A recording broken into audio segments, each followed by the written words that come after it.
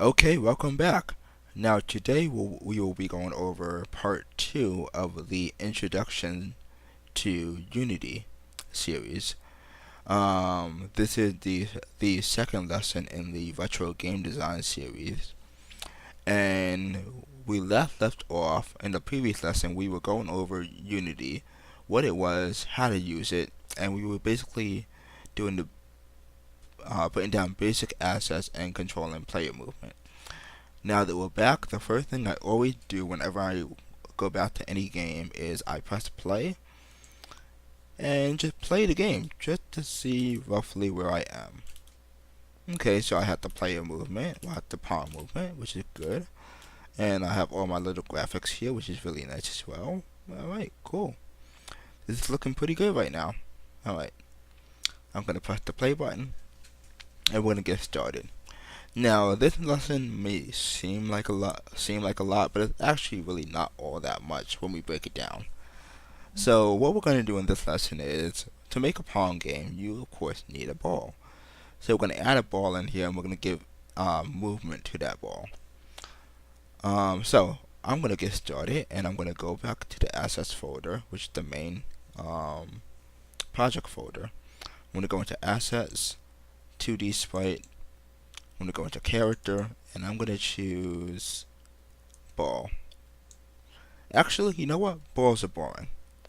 I'm going to choose Pac-Man. Because everyone likes Pac-Man. Well, unless you lose it at it, I guess. But that's beside the point. So, I'm going to make Pac-Man a little bit smaller.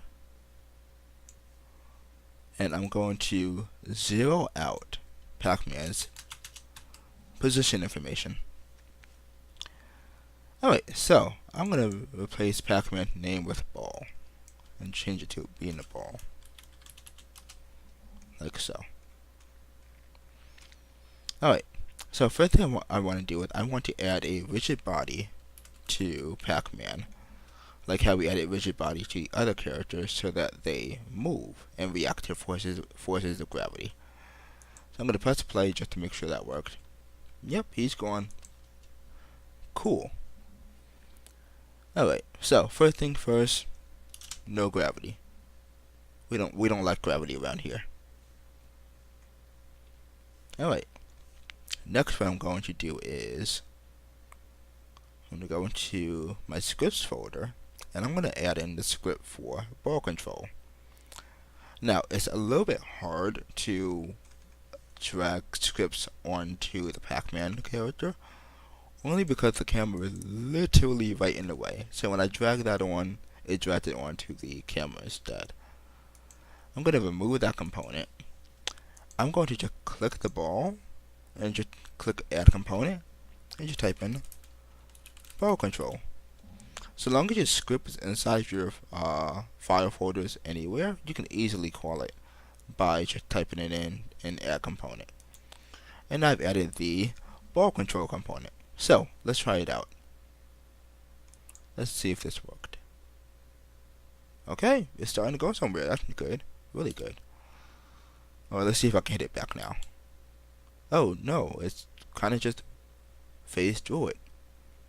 I guess Pac-Man is really a ghost. Alright. So let's solve the issue of Pac-Man running through the ball, through our character. Now, first thing we want to do is, for any player character or any ball character like this, we want to make sure that under sprite renderer, order and layer is set to 1. The reason we want to do that is because we don't want the background to be on the same layer as that player, because then the thing can sometimes get a little bit mixed up and distorted. So I'm gonna make those all 1. Double check my work. There we go. Cool. Alright. Now, first things first, let's figure out why in the world our character went through.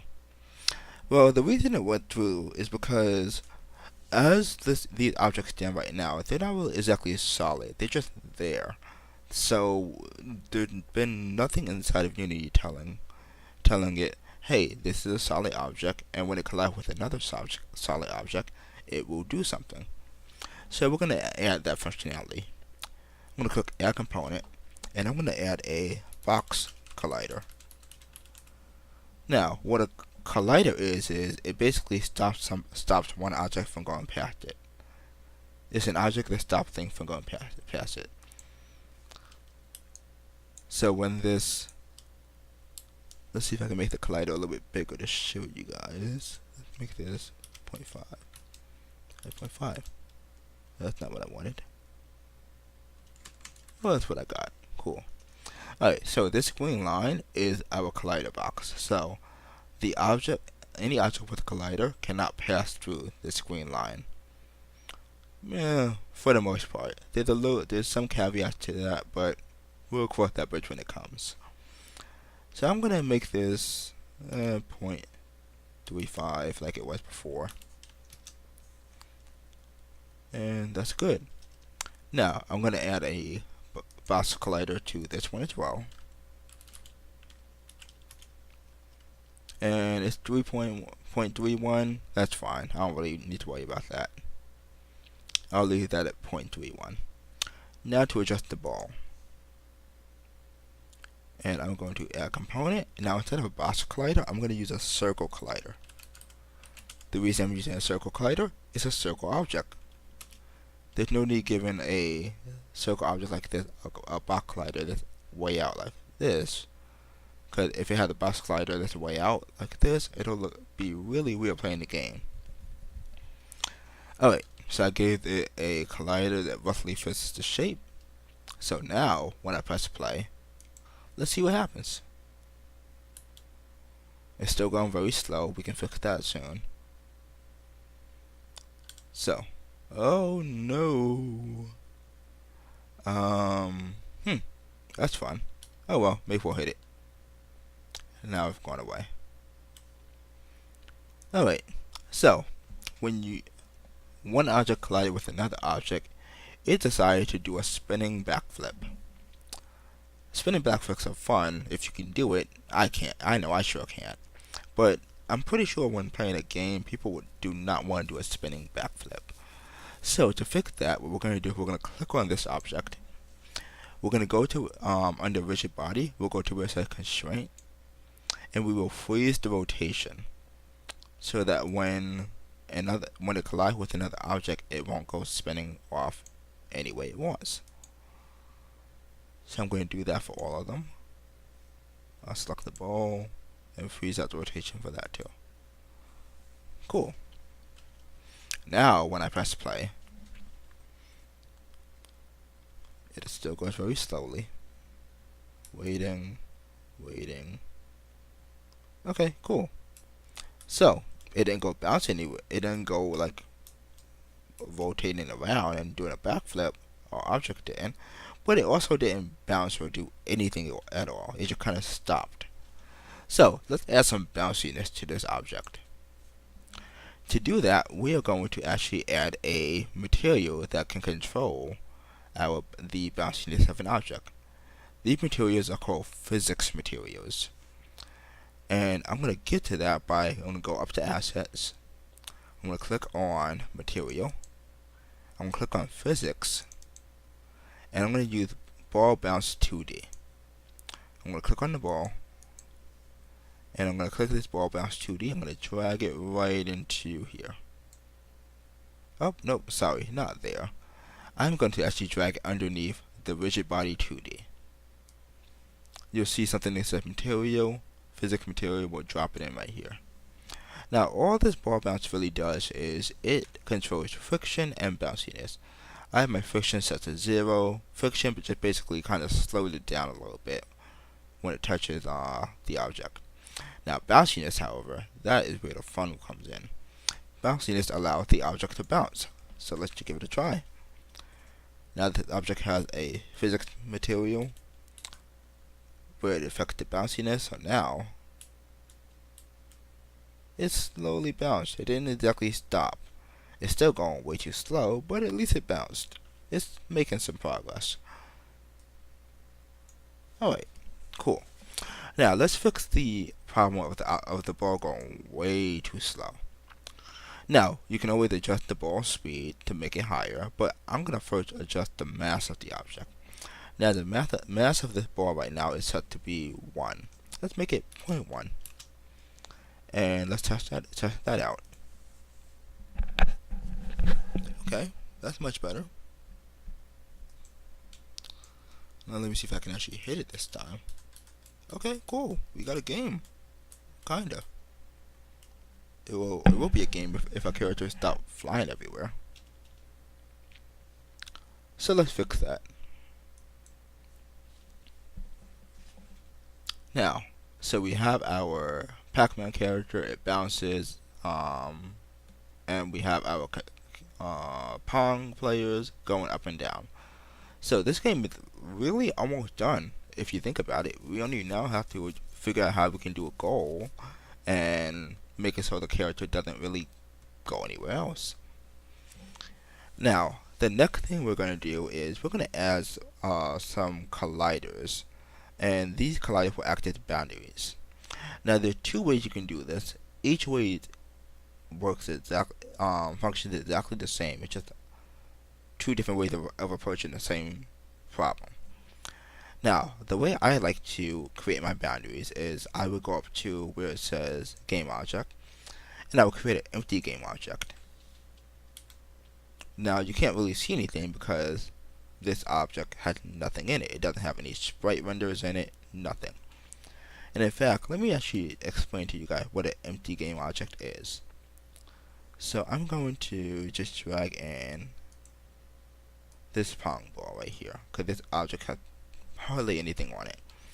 Now, when you look at this object, you see it's a Pong ball with a circle on it, and it has a thing called transform and a thing called sprite render. All a empty game object is it's an object without any information other than the transform information.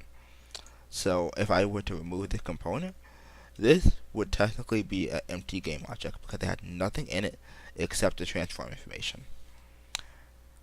Now I'm going to delete this, and I'm going to remake my empty game object like this.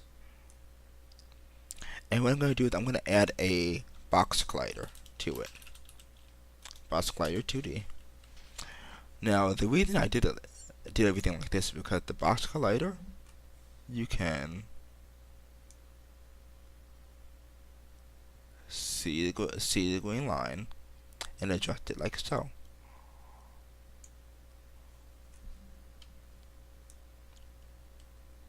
And I'll move this to be right here. I'm going to rename this object by clicking up here. I'm going to rename it top boundary. Oh, I have cap locks on. Top boundary. Cool. Do I still have the cap lock on?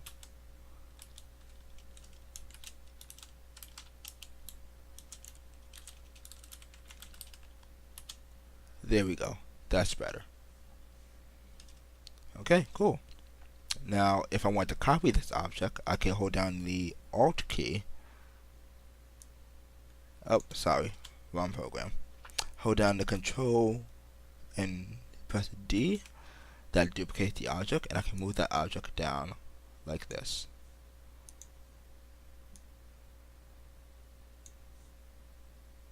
And I will rename this one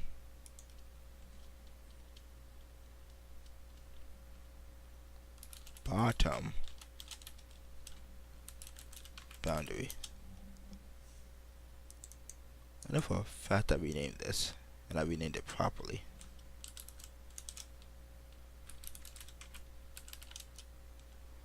Okay, cool. That's better now. Weird that it wasn't working before, but it's better now. Okay, so this is the way I like to handle my objects that are only going to be boundaries and collider objects. Another way you can do it is you can add in a empty game object if you want to visualize what you're doing better, you can add like an empty game object, click add component, and add a sprite render.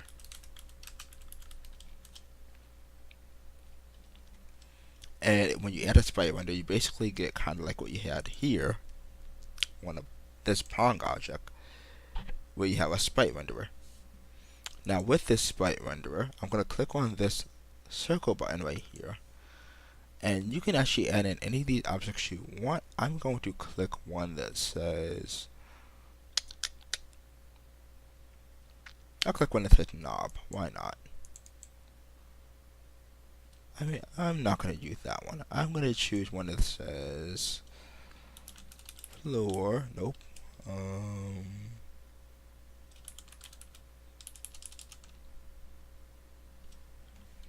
Which one did I want to use?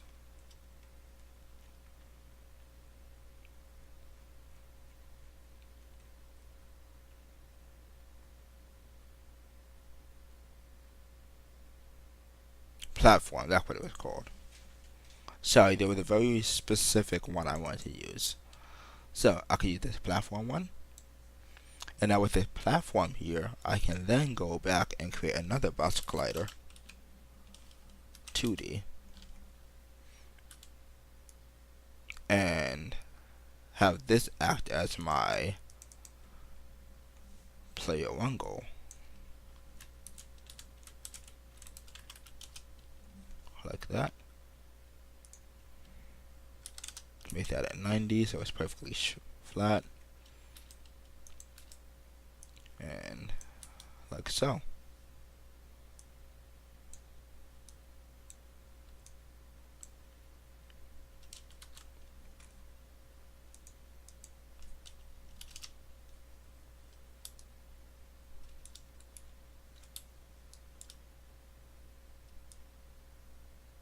Alright, let's go back down here.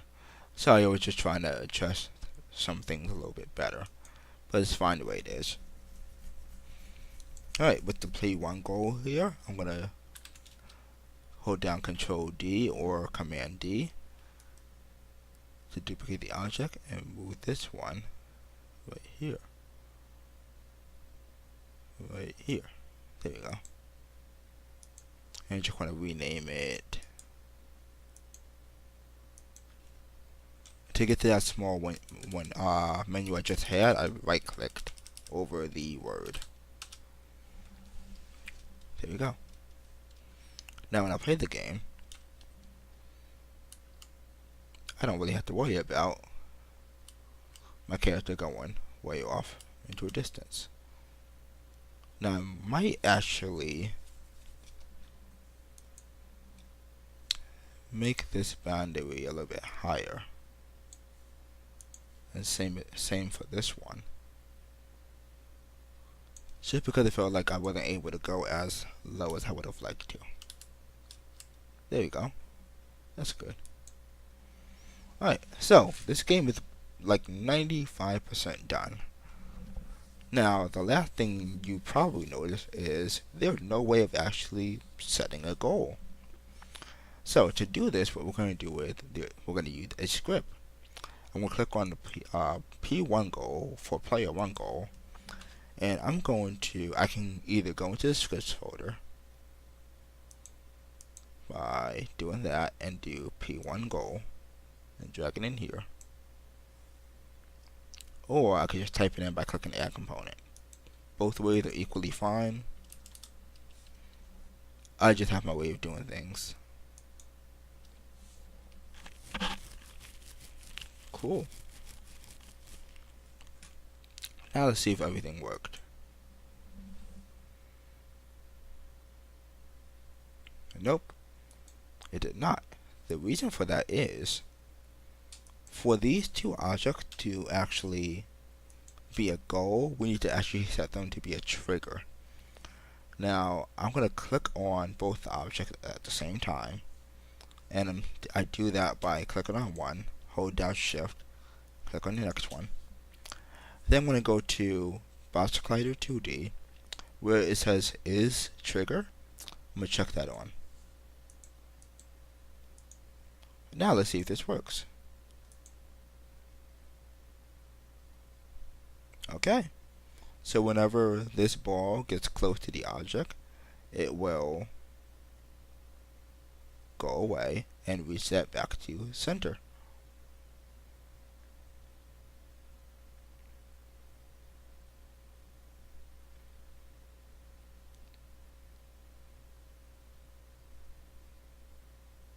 Alright, cool.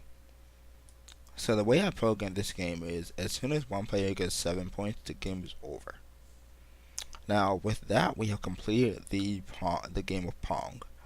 There is anything after this is just for extra effects and to make the game more enjoyable and add more feature to it, but nothing else is really required past this point. That being said, I'm going to show you guys what else you can do for this game. Now, first thing is, I actually don't like my goals to be completely white like that. I like it to be a little bit more faded, so I'm going to click on the sprite renderer, and I'm going to click this A for alpha, and I'm going to make it a little bit lower. So that way it's still there, but not exactly there.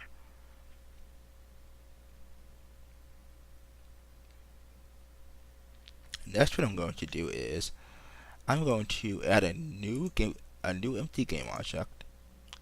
I'm going to name this game object Game Manager.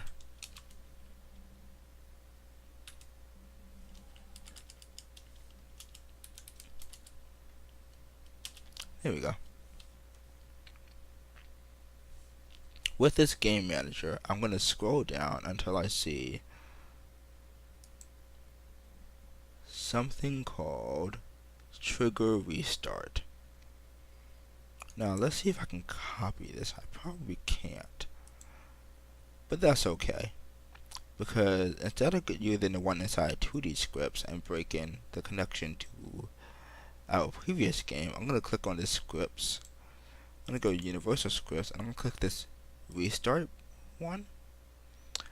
I'm going to click on game manager. I'm going to drag the restart right in here. With that done, I'm going to actually double click on this word so I can go into the actual code for this object. Now the reason I'm going to the code is because the restart script functions perfectly fine. It's just that when you're declaring which level you want to load, you actually have to put the name inside of these two parentheses. So the name of your level. So I'm actually going to save this level and name it Lesson 1 and 2. Like that. So now, when I go back into my Unity Labs Visual Studio coding platform, I just type in lesson 1 and 2. Now, one other thing to note, when using a Windows computer, you will be using Microsoft Visual Studio for coding. When using a Mac computer, you will be using Mono Develop for coding. They're both the same thing. There's nothing different about either of them. It's just two different platforms for coding. That's it. So now I have it where if I press the R key, I'm going to load in this level. So let's see if this works. First, I'm going to press Control S as in Sally to save. And let's see if it worked. So I'm going to play this game. Oh no, I lost the point. I'm going to press the R key.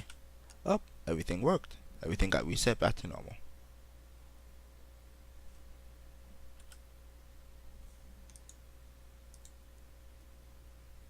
Now, some weird things happen when the game reset, such as I lost a couple objects in here. I'm not exactly sure why that is, but it doesn't seem to affect the game performance, so I'm not going to worry about it right now. Next thing I can show you guys is how we can add in a game over screen. So to do that, we can go to Game Object, UI, and we can go to Canvas. This creates a brand new canvas for us to work on. What a canvas is basically something that splashes over the entire screen so you can see it. So with this canvas created, I'm going to click on the word canvas. I'm going to go to Game Object, UI, and I'm going to click on the word image. Now, you can change the color of this image, which I'm going to do. I'm going to make this slightly more blue, because I like the color blue. I'm going to lower the intensity of this color, and I'm going to press play, and just see if it covers the entire object, or entire game. Now, it's covered this small square. I don't particularly like that. So what I'm going to do is I'm going to click on the image again. This little box here, I'm going to click it. I'm going to hold down the control button and the alt button at the same time. I'm going to click this middle thing here. What that does is when I play the game, you'll now see the blue square fit inside directly in the middle. Now, since it's directly in the middle, I can adjust the width and height. So I'm going to make this 200 by 200. And now it's slightly bigger. So let's go a little bit more overboard. I'm going to make it 1000 by 1000. And now it's even bigger. So I can probably get 2000 for the width, 1000 for the height, and that is a safe, very safe range on width and height. Now from there, what I'm going to do is with image selected, I'm going to go back up to Game Object, click on UI, I'm going to click on text, and I'm going to make this our pause menu. And I'm going to press play and just see where the pause is. Now you see the pause on the bottom left hand corner. I'm going to change that. So the same way I did here, I'm going to hold down Control, Alt, put that in the middle, and now I'm going to adjust the alignment and the font size to be slightly bigger.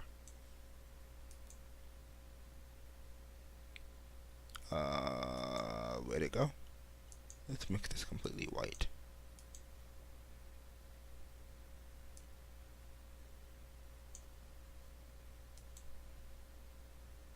There we go. It's really small here. Let's make it a wee bit bigger.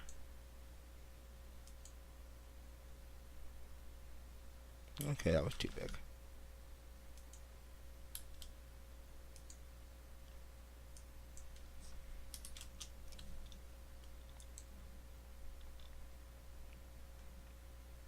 Oh, that's right. So let's adjust the width and height for this. I'll make it 300 by 300. So now I should be able to see what I wrote. The issue before was the width and height were too small, so you can exactly see what was written inside of it. So let's make it a little bit bigger. And let's make this value double. So now that pause is much more noticeable. Now with that done, I'm going to click on Game Manager, and I'm going to add in my script that I made for pausing.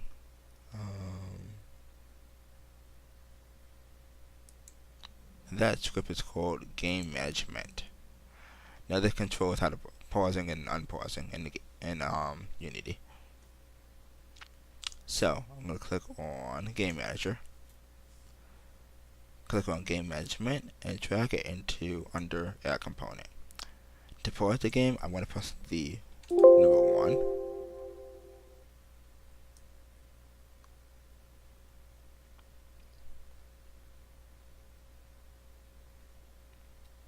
if I can get to it. Should have just chose something else.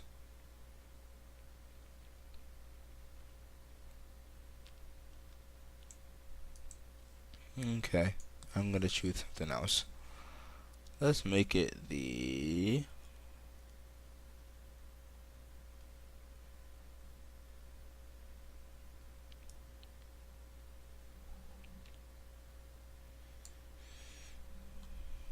let's make it Q.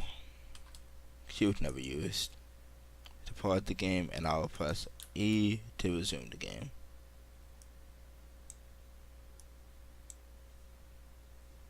And as for menu, I'm going to click on the word canvas and drag that right underneath menu, like so. So now if I want to pause the game, I press Q to pause and E to resume. Pause, resume. Like that. Now, with that done, you've completed your first game. I hope you really enjoyed it. And I look forward to seeing you for the next tutorial where we actually go over how to code this game from scratch. Thank you. Have a good day.